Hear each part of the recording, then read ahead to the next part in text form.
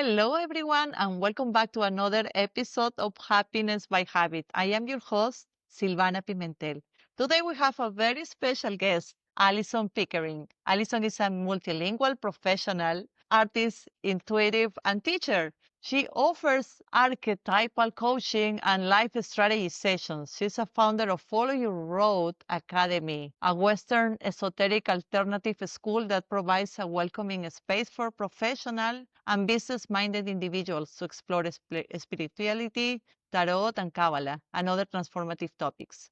We will also dive into the fascinating realm of NLP, neuro-linguistic programming, and we'll discuss how understanding our internal language can help us reshape our thoughts, habits, and overall mindset. It's a pleasure to have you, Alison, here with us to Thank share you. your insights with us. Thank you, Silvana. I appreciate the invitation to come and to talk with you and to have a chance to talk with your followers and to share a little bit about the work that you do and I do. Wonderful. Let's jump right in. We have so many things to talk about.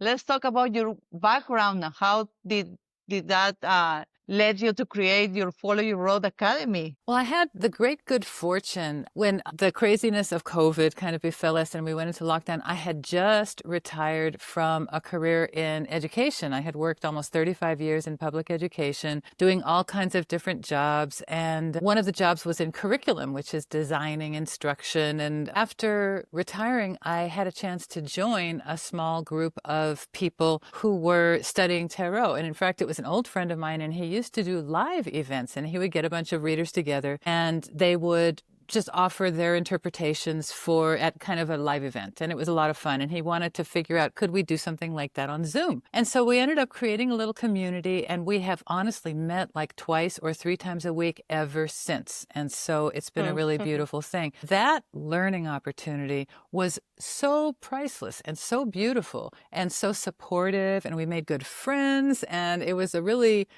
amazing way to learn important things. And each of us brought a kind of different, eclectic little approach to it, and our own prior experiences and our own interests and things like that. So it was a very authentic learning experience that wasn't very heavy on the reading, which was very nice because, I mean, I love books. I got a house full of books, wherever they are. I don't know. This is a small screen, but I got a lot of books behind me. And I've read most of those books, but it's a slog if you're doing it all by yourself. It's lovely when you're reading books with people. It's lovely when you're reading cards with people. And what I wanted to do, and what I am doing with the Follow Your Road Academy, is we're starting in the spring of 2025, and we're gathering together a core group of people who want to learn about esoteric topics, Kabbalah, spirituality in general, oracles, synchronicity, different things. We're going to have a core group of people. It's maybe going to be 15, 20 people, maybe fewer. I don't know. We'll see. And with the needs of those people, we're going to figure out, okay, what do we want to learn? Where do we want to start? What's going to be a good basis for all of us? And then how can we design this to be great for us as we are going through time together? And then with that, we'll be able to also create content that others can partake of. They can consume that content and learn from, whether they're in the live group or in a separate grouping or doing it on recorded sessions. But we want to have live sessions. And then ultimately, what I also plan to do is offer some travel opportunities so that we can have some in-person chances to get together. And I have some grand plans for like a thing in northern Italy to look at tarot origins and just to enjoy, ourselves over there, and maybe a cruise or something like that. So that's what I have in the works for the couple of years upcoming. And we have a little tarot talk show on YouTube that I would like to build into something larger that's in greater distribution. And I would like to, one of my important teachers in tarot is the author Marcus Katz, and he talks about restoring the spiritual dignity of tarot. And so I share that mission. Wow. Oh my God. Fascinating. So we'll see. Wish us well. Very exciting. I'm sure it's going to be I'm amazing, excited. Alison. You're going to do amazing on that. Thank you so As much. everything else. You describe yourself as a multilingual professional, artist, and teacher. How do these different facets of your identity influence your approach to coaching and teaching? Well, I think that everybody has many facets. I'm sure that you have many facets and many languages and many sides of you and many things of your experience. And all of those things they come into play when you're talking with people and when you're more importantly, when you're listening to someone.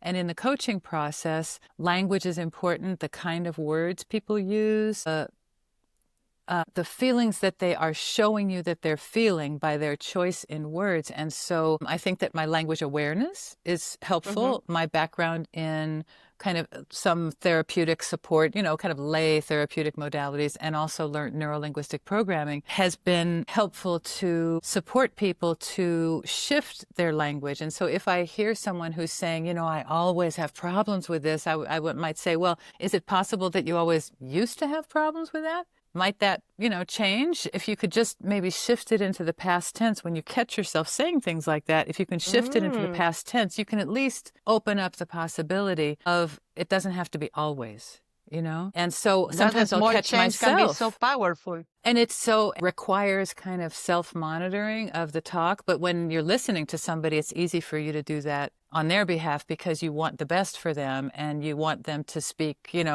proudly. When you see them speak in such a way that's kind of, when they start shrinking, you want to help, you want to help expand people and you want to help kind of uplift them and get them into their good posture and all that stuff. Right. Oh my God, that's very interesting. Are there any other phrases that you have got people saying that maybe we can change to make a big difference? Well, I'll tell you something that I would always tell new teachers. And so this thing, and by the way, the reason that this is a story for me is, here's the story. I was a teacher in the late 80s. Let's say late 80s is when I started teaching, mid 80s, late 80s.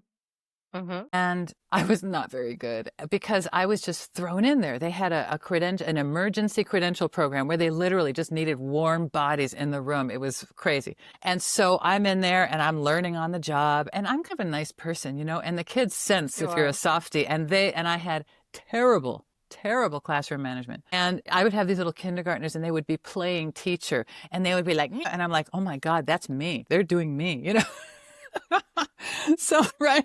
I know, it was so embarrassing. And so I was like, I can't do this. I want to quit. And in the middle of the night, there was a Tony Robbins webinar, or not, it wasn't a webinar back then. It was an infomercial.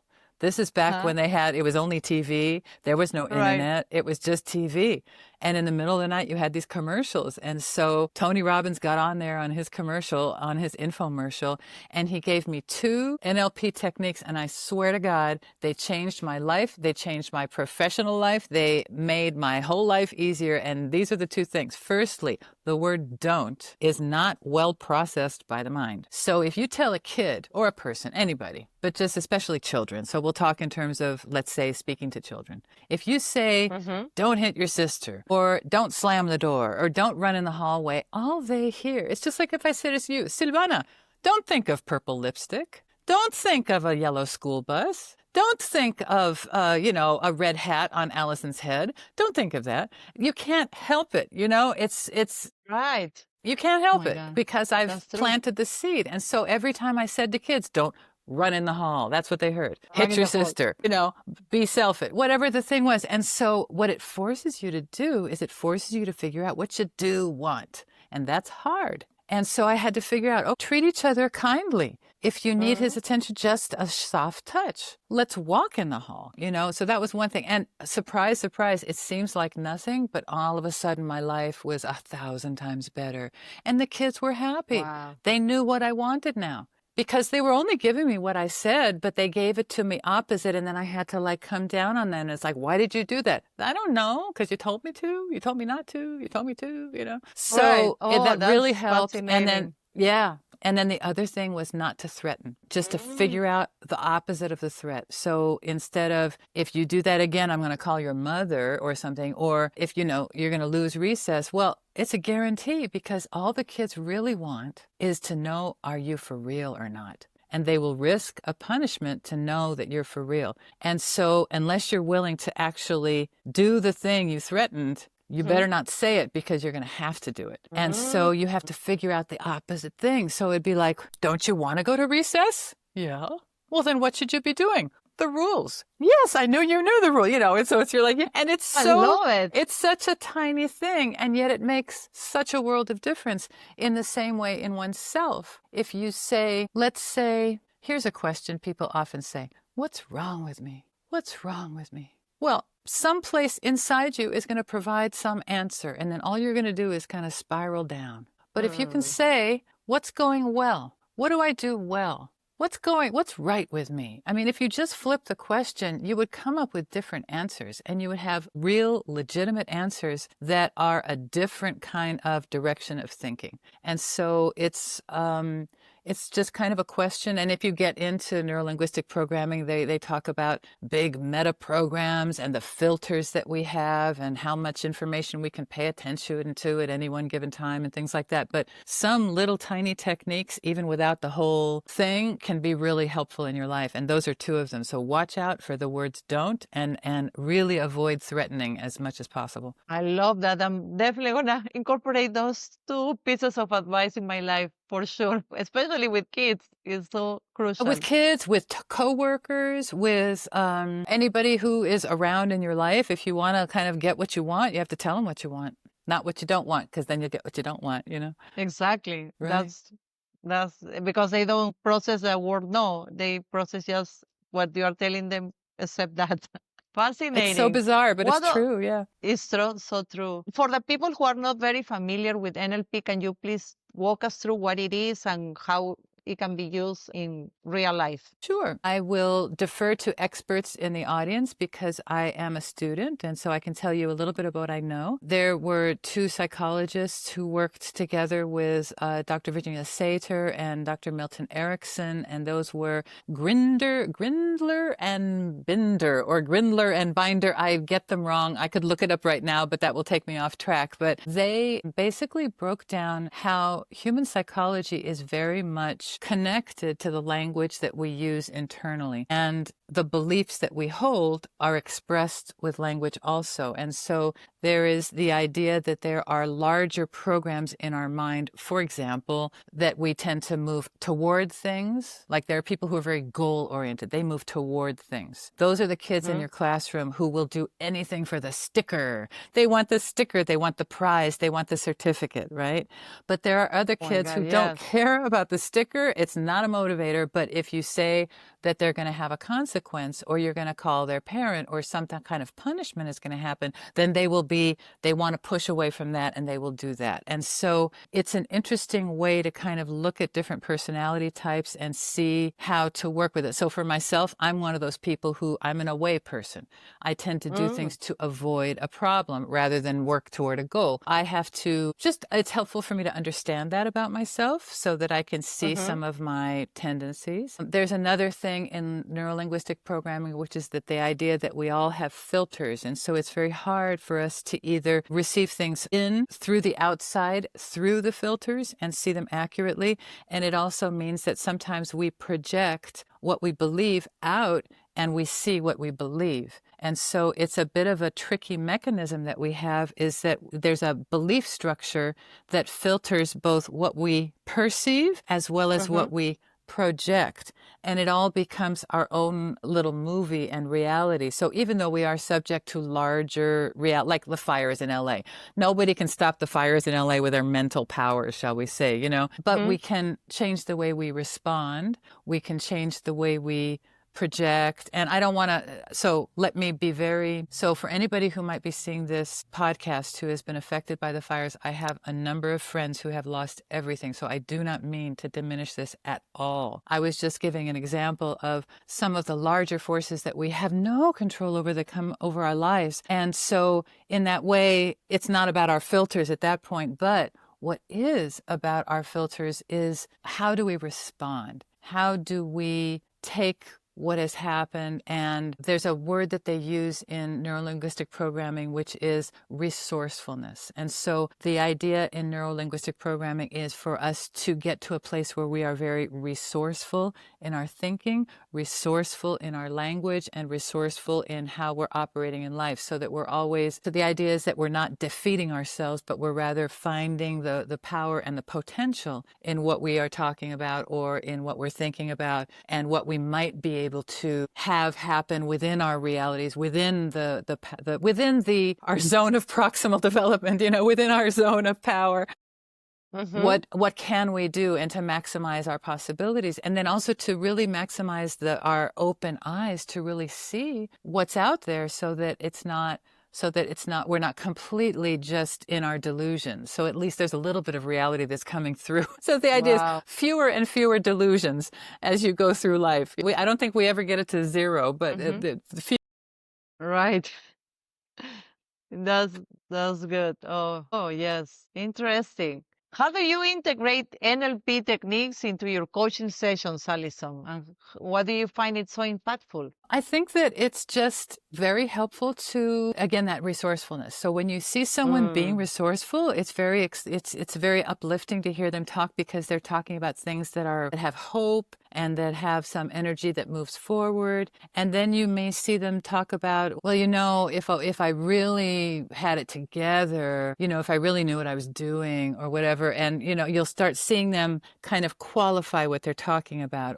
And it's just kind of, you can kind of observe and you say, okay, well, let's hold for a moment and let's see, well, how might we reframe? So, for example, even the NLP teacher, she's such a sweetheart, but she was having some difficulties with the Zoom. And I could tell that the technological stuff was very it made her nervous. And so I was like, and she said, oh, I'm not going to do it. She says, I'm impossible, or something like that. And I was like, let's reframe. And she had to laugh at herself. She had to laugh at herself, because she was like, yes, of course you're right. And so she caught herself and she says, I can do this. And she reframed right then. And I will and do she this. Concentrated, and she got the Zoom right, and she got it recorded the way she needed to, because she was doing this for her hours and she needed those hours. And so all of us in our areas of where we're less secure, we tend to, communicate that to people. Sometimes we're around people who don't want us to be our best, and we might talk ourselves down to what their level is just to feel the affinity with them. And then that's when you're maybe in not so good relationships, as if you're kind of lowering yourself to not threaten them, so that they're not going to feel bad or not going to do whatever, that can be another thing. So if you see somebody talking about a relationship, and then that relation in the sense, so they talk about this person, well, I can't do that because so-and-so wouldn't like it or something. Well, that's interesting. So you see that they're connecting what they can do with somebody else's approval.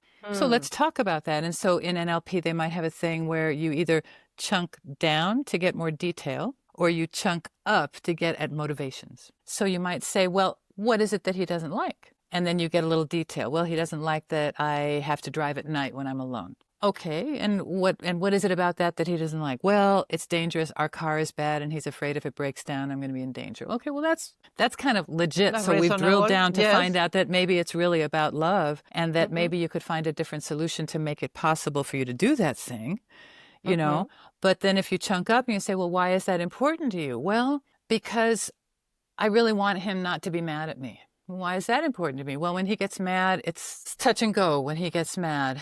Well, and let's chunk down again. When does that happen? Well, on the weekends, he likes to drink a little bit. And so on the weekends, it's a little, and so you start finding out more just by listening up, listening down, and you can start getting at what's going on to potentially help the person. Now, if the person is happy in the relationship and they came to you because they need a solution for their, job situation or something, then you need to ask, is it okay if we talk about this? Or do you think that anything here might be affecting what's happening over here? See what they think. It's you're kind of probing. Some people, and sometimes you probe a little too far, and then people get very sensitive, or the wall goes down, and then you can't talk to them for a while. So it's about listening, That's typically because you touch a critical point, right? And they don't want to go deeper. Exactly. You know what I'm talking about. Yeah. Do you do coaching also? It sounds like you do. Yes, I do. Yes. Very interesting. Alison, speaking of motivation and inspiration, are there any specific authors or thinkers that you are following that you would like to share with us that inspire you? Well, thank you for asking. Well, let's see. Well, I mentioned before one of the authors who is also, he has a Tarot Professionals Association, and they have like a code of ethics, and he's developed a lot of things for people who work in the field. And his name is Marcus Katz, Katz, and he's from England, and he is very, very prolific. He's done a lot of different books as well as historical research. And in addition, there are some teachers who I have gone to their lectures and really appreciate their work and am greatly indebted to them. One of them is Dr. Stefan Heller, Hoeller. Dr. Heller is 94 maybe now years old, and he has been a bishop in the Gnostic, Gnostic, the Gnostic, not agnostic, but Gnostic church. Okay. Interesting. And it's a small esoteric church here in Los Angeles, and he is a scholar and a professor of comparative religions, and he has a wonderful perspective and a great sense of humor, and so I have enjoyed having his perspective both in religious services and when he does the homily, as well as when he does lectures on more philosophical topics. And then I have a colleague who I work with who has been very inspirational to me because he is so prodigious that he reads absolutely everything. And so if anybody comes on the tarot show with us, they have the chance to meet Kefri Scarabus, and he is quite the savant. And so through him, I've learned a lot of things because he'll be like, read this, read that, read the other thing. Or check this out, or look at this, and things like that. Who else? Let me look back here. Oh my gosh, there's so many wonderful people. I have for people who come on my little show, I'll get a little gift book and deck for them because it's economical and it's also a really good quality book, and that's called Guided Tarot by Stephanie Caponi, and that's on Amazon, and you get a lovely book and a nice deck, the Rider-Waite-Smith deck, for a very good price, and it comes in like 2 days to your house, and it's a lovely way to get started with tarot if that's something that is of interest to people. So that's a good way to get started in a reliable, Yeah. So, Alison, can you tell us a little bit more about to the listeners how they can get in touch with you and what services are you offering currently? Sure. So my website is on the thing right there, and so please get in touch with me there and get on the mailing list. I have a Facebook group that people are welcome to belong to where we just kind of share our thinking and share beautiful images. I offer tarot readings as well as what we call archetypal coaching. And so the archetypal coaching, Silvana, is something where if people want to use tarot as part of the coaching, I'm very happy to use it. It's not necessary, but many people enjoy getting periodic readings so that they can kind of compare the images over time. So we might do a few sessions without the tarot and then maybe a reading. And then we might go back and forth like that. Other ways to do the archetypal coaching are to consider framing the person's life in the hero's journey and what are the different signposts along the way within the hero's journey and where are they and what have been their different archetypes, what have been their challenges, what have been their very moony emotional periods, what have been periods where they've had a huge crash of new information. So you can use different signposts along the way as a